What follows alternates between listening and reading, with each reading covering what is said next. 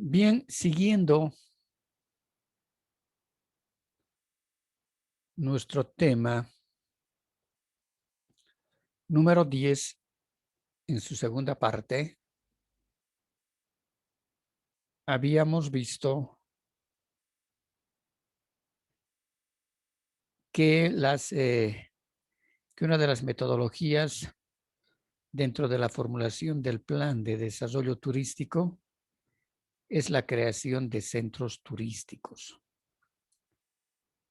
Y se adecua también, decíamos, mucho más a la realidad boliviana, puesto que de acuerdo al informe que vimos el anterior semestre en el estudio del caso del plan de turismo Bolivia Te Espera, donde señalaban que más del 90% de los atractivos turísticos se encuentran en el área rural del país. Entonces, bajo esas características, vemos de que es fundamental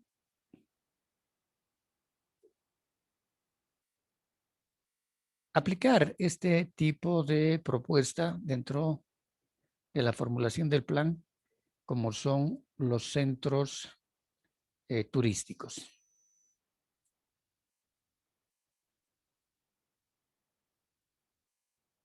Vamos a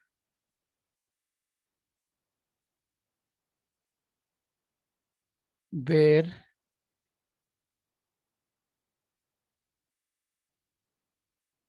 que para desarrollar los servicios en los centros turísticos, a pesar de que existen algunas normas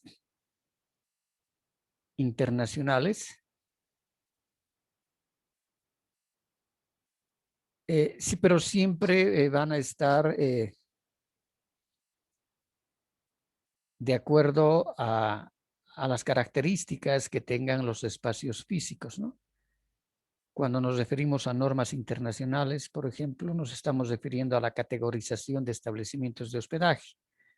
Hay una categoría internacional, normas internacionales que desde hace 20 años, 25 años, tal vez hasta 30 años, los establecimientos de hospedaje se categorizan en estrellas.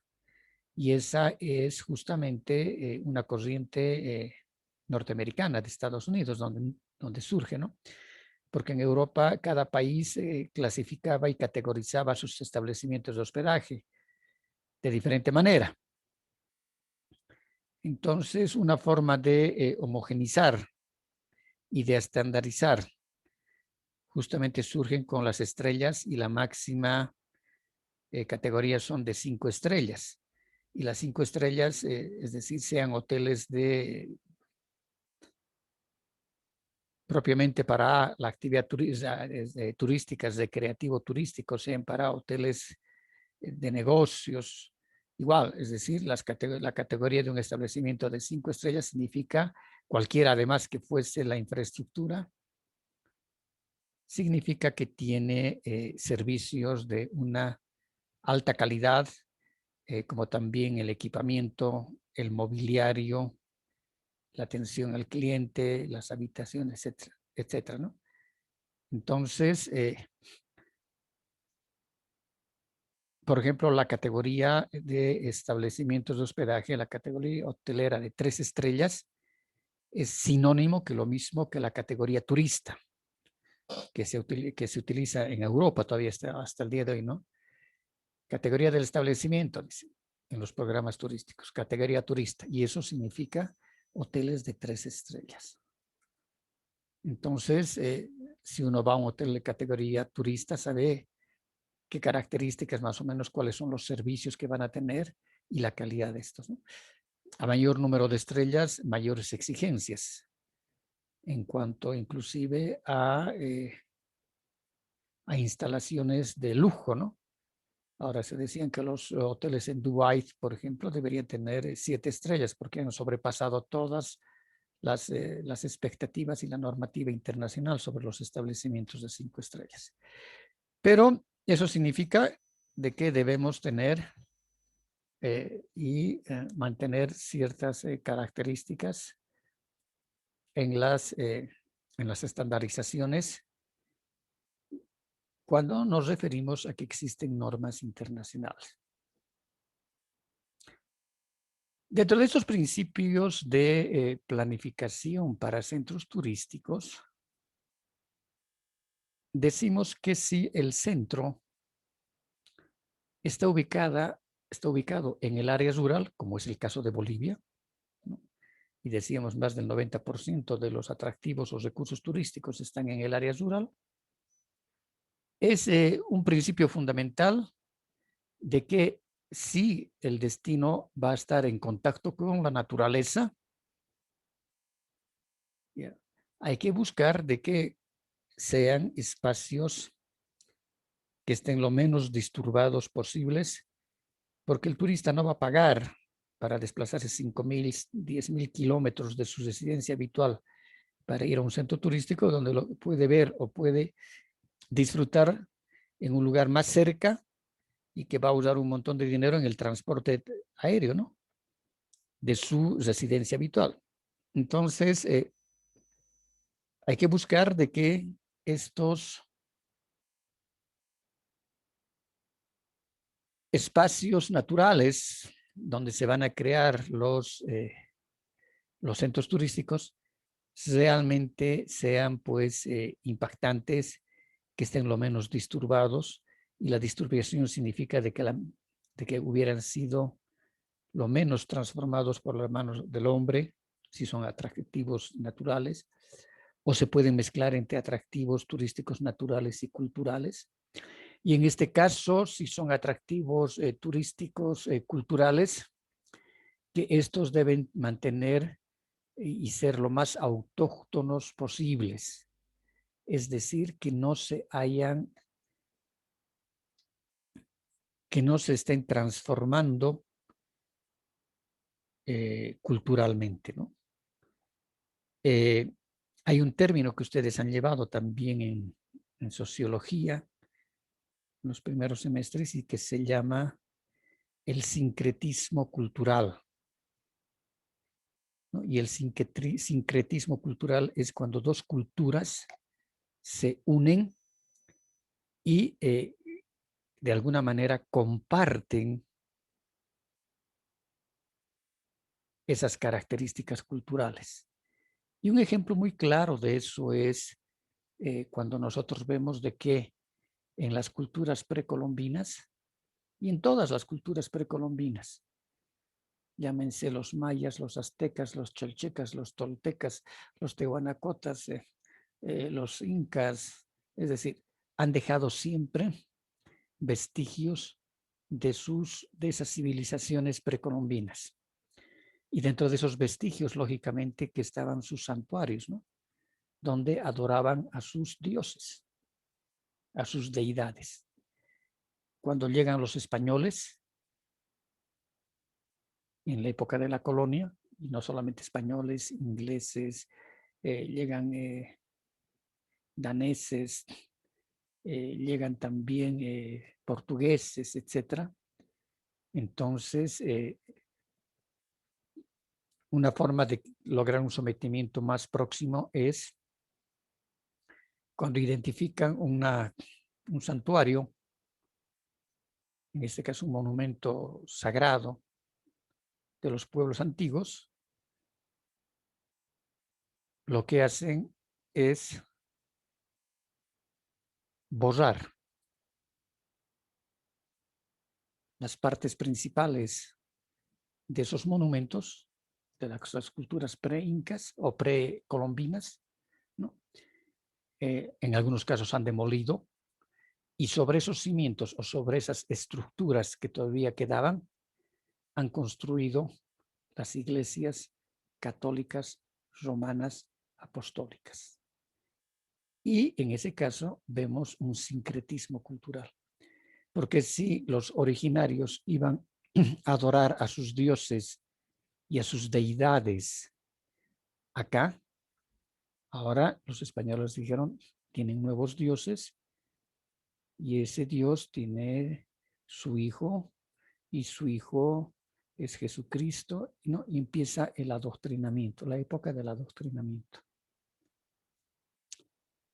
Pero a pesar de aquello, nosotros vemos en muchos acontecimientos religiosos, y más aún todavía en Bolivia, nosotros somos testigos de aquello. Sin ir lejos, en la festividad de la Virgen de Urcupiña,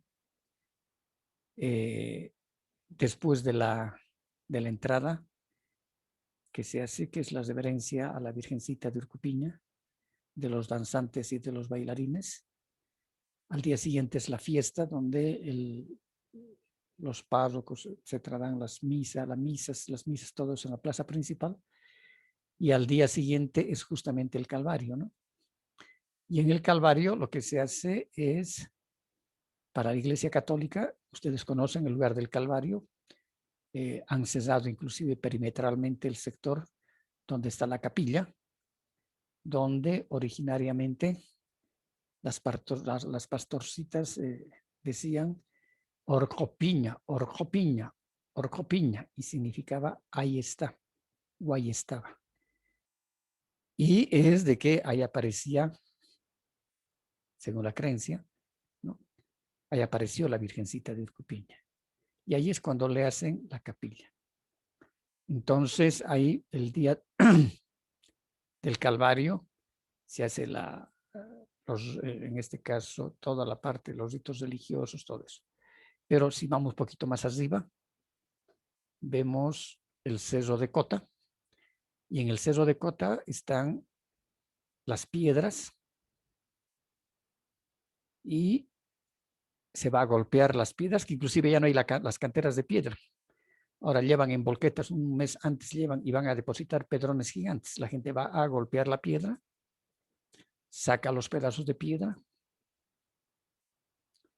y los hace bendecir luego aquí abajo. Pero ese golpear de las piedras y todas las ceremonias que se realizan aquí en Cota, en el Cerro de Cota, inclusive se hacen unas representaciones de terrenos, de terrenitos, ¿no? Les ponen aquí, si es gente del campo, les ponen ovejitas de yeso, burritos de yeso, vaquitas de yeso, le ponen una casita, le ponen lana, etc. Entonces están haciendo una reverencia a la Pachamama. Están haciendo una reverencia a los dioses precolombinos.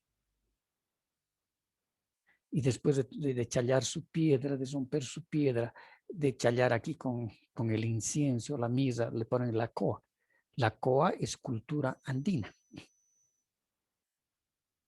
Hacen todo el ritual y luego ya van a la iglesia para que el padre inclusive pueda bendecir las piedras. Entonces ahí vemos el sincretismo cultural. Dos culturas se han fusionado. Y que son culturas, ¿no?, que hoy en día conviven, comparten todo eso.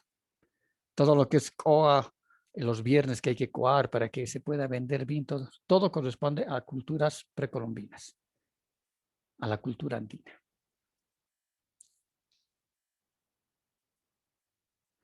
Entonces, aquí, por ejemplo, sí hay un sincretismo cultural, pero tiene su valor desde el punto de vista del producto turístico, porque se han reunido dos culturas antiguas y han formado una representación. A lo que nos vamos con lo autóctono es de que no haya una subposición cultural. Y ahora mucho más, ¿no?, que estamos viendo con el avance de la comunicación y todo eso, de las telecomunicaciones, de que no se vayan perdiendo esas características culturales que tienen estos sectores, que pueden ser pueblitos, para poderlos convertir en centros turísticos, porque el turista viene a ver lo autóctono, no lo que ve todos los días, no lo que puede ver en cualquier ciudad, rascacielos, edificios altos, Para eso se va pues, a Nueva York, para eso se va a Manhattan o cualquier otro lugar, ¿no? A ver la selva de cemento. Entonces, por eso decimos de que en lo posible se tiene que mantener lo autóctono, lo propio, dentro de las manifestaciones culturales, las manifestaciones religiosas, las manifestaciones a lo sobrenatural, ¿no? Y es lo que se ha puesto muy en boga estos últimos 10 años, ¿no? La cosmovisión. Y cosmovisión significa cómo me veo yo a mí mismo, cómo veo y me relaciono con mi familia, con mi comunidad y cómo todos estos nosotros nos relacionamos con lo sobrenatural. Es decir, con lo ancestral, con lo metafísico. Porque si nosotros vemos, siempre nosotros creemos en lo metafísico, creemos en Jesús, creemos en Jesucristo, creemos en la Pachamama, que es la diosa de la fertilidad, de la tierra, de la producción. Entonces, siempre todas las culturas y en todas partes del mundo, siempre se han aferrado a lo sobrenatural. Por eso es que se llama metafísico, sobre lo físico, ¿no? Entonces, esa parte también hay que rescatarla muy bien como atractivos turísticos culturales y que sean lo más autóctonos posibles para que de esa manera puedan ser realmente y se puedan crear centros turísticos, pequeños centros turísticos, donde los turistas encuentren algo que no lo van a localizar muy próximo a su residencia habitual, ¿no? Por eso que tiene que ser totalmente propio, ¿no? Otro elemento fundamental es mantener el entorno paisajístico con los ecosistemas. Es decir, hay ecosistemas que son impresionantes. Por ejemplo, un ecosistema hermoso en Cochabamba es ese cambio que existe en Melga, camino al Chapare, toda la parte alta. Ahí llegamos, creo, a los 4.040 metros, la parte más alta, donde está la laguna de Corani. Y después empezamos a bajar hacia Tablas Monte. Entonces ahí existe un choque climatológico entre un ecosistema, el altiplánico, y el otro ecosistema que es cabecera de trópico, ¿no? Y ahí es cuando chocan los factores, los elementos climatológicos y se crean nubes. Por eso gran parte de ese sector bajando ya, empezando la bajada hacia Tablas Monte, la misma empezando a bajar, es todo nuboso. Casi todo el día son las nubes. Y eso justamente es el choque de dos ecosistemas. Porque ya estamos entrando, ya estamos bajando a bosques hiperhúmedos. Y, por ejemplo, en Tablas Monte creo que hay 2 o 3, lo que deberían ser, y son centros turísticos. Porque para que exista un centro turístico, decíamos, mínimamente tiene que haber hospedaje, un establecimiento de hospedaje, y tienen que haber actividades turísticas a realizarse, ¿no? Y sus instalaciones. Entonces, esos ecosistemas son fundamentales y las instalaciones también tienen que respetar esos ecosistemas para no disturbarlos. ¿Preguntas hasta acá?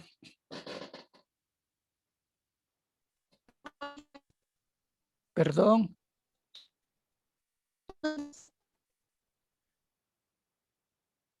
Se entiende todo, ¿no?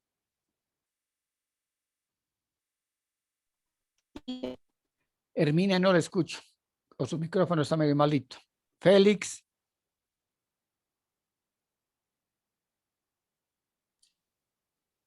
Andrés. Sí, Licia, se le entendió. ¿Qué es de Andrés? ¿Ha dejado su micrófono, dejó sus cosas y se mandó a mudar? No, Licia estaba arreglando el micrófono. Ah, ya. Bien, entonces, Otro elemento fundamental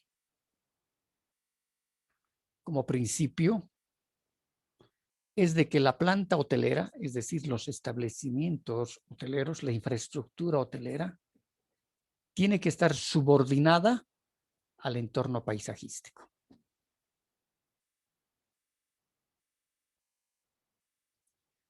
Es decir,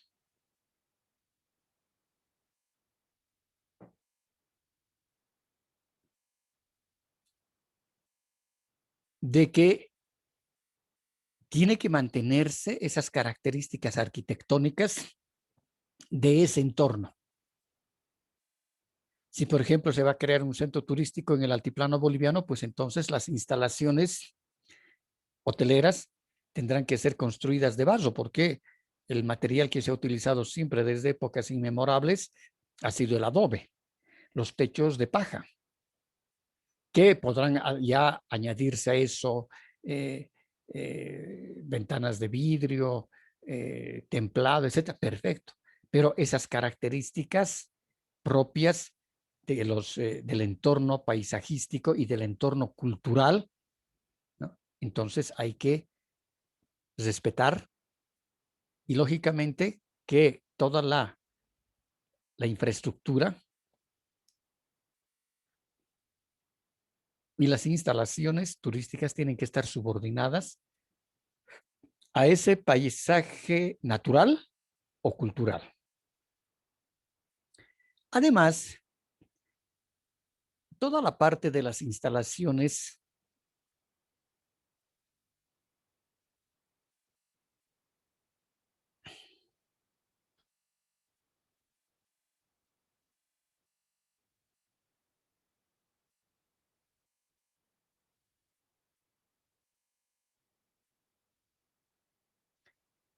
toda la parte de las instalaciones, decíamos, no tienen que estar próximas a los atractivos. Si este va a ser el centro turístico, entonces, si aquí van a estar las instalaciones hoteleras, de alimentos, bebidas, etcétera, decíamos, tiene que haber un buen camino que conduzca al centro turístico y además tiene que haber caminos interiores para que permitan el acceso a los atractivos turísticos. Entonces, si aquí están las instalaciones de servicios, aquí está el hotel, aquí están los restaurantes, aquí pueden haber tiendas para venta de souvenirs, etcétera. Toda la parte del recorrido que se pueda hacer dentro del sector o del área donde estén las instalaciones, es importante que estas instalaciones comerciales estén integradas como unidades peatonales. ¿Eso qué significa? De que no se permite el ingreso de vehículos. Pues. Si van a ser 4 cuadras que tiene que irse del hotel a los restaurantes o a las tiendas donde están vendiendo los souvenirs o hay un mercado artesanal, entonces que todas las calles sean peatonales. Peatonal significa para caminar y que no se permita el ingreso vehicular. Y en nuestro caso, como Bolivia, sería peor de que se permitiera el ingreso vehicular, porque han visto cualquier festividad religiosa en cualquiera de nuestras provincias y nuestros pueblos, son cientos de vehículos y la polución, no se sabe dónde están los visitantes, están juntamente con los vehículos tocando bocina, no hay áreas de parqueo, no, es todo un drama. Entonces, las instalaciones deben ser, ¿no? En este caso, y deben estar integradas con unidades peatonales. Ahora, esas calles pueden ser empedradas, pueden ser adoquinadas, cualquier forma, pero que sean para caminar. Y es bonito porque es lo más atrayente, ¿no? Ir caminando para ver si hay tiendas para comprar souvenirs, si hay un mercado de artesanías, tal vez hay una plaza de comidas más allá, por ahí pueden haber algunas manifestaciones culturales, pero en lo posible, como estos centros turísticos no son espacios grandes, si no son espacios pequeños, entonces hay que hacerlos lo más amenos posibles.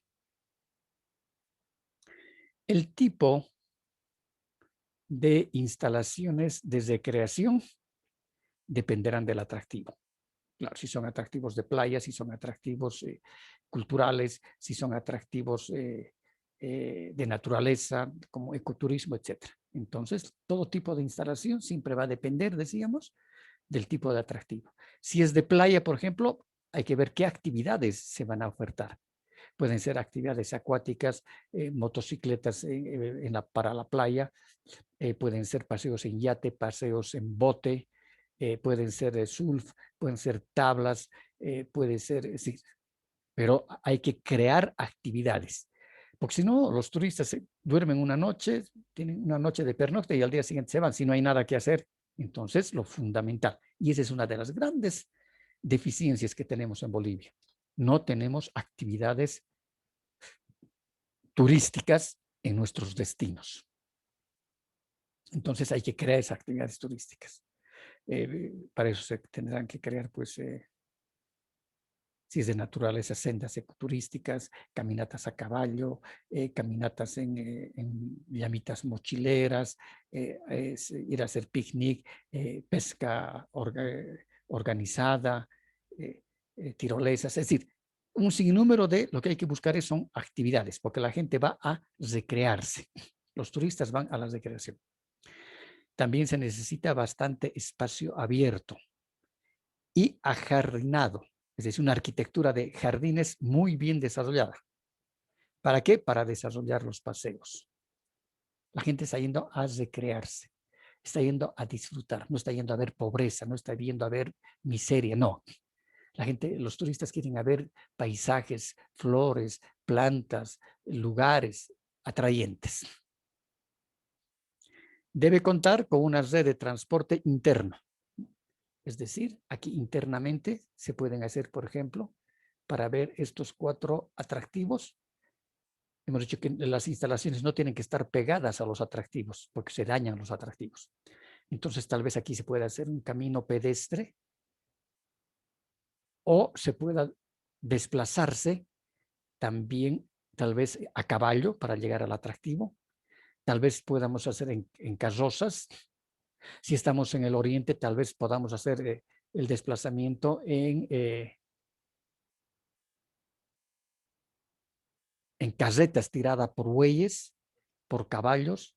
Entonces va a depender mucho de la creatividad del planificador para poder llegar acá, y aquí tienen que haber también caminos que integren a todos los atractivos. Pueden ser también peatonales los caminos, ¿no? Estos de integración. Algunas instalaciones pueden ser atractivas. Es decir, las instalaciones como instalaciones pueden formar parte del atractivo, como es, por ejemplo, las instalaciones de las rutas. Por ejemplo, la ruta del vino. Las propias instalaciones, en este caso, las plantaciones de vid, los viñedos, las compañías que se llaman, donde están las destileras de los enganis, donde está la fermentación del vino, etcétera, que son instalaciones grandes. Entonces, son instalaciones, pero forman parte del atractivo. Entonces, se puede combinar muy bien esto, ¿no? Pueden haber un centro de reuniones o pueden ser centros, en este caso, centros de convenciones, por ejemplo, ¿no? Entonces, hay que ver cómo se hace esa combinación.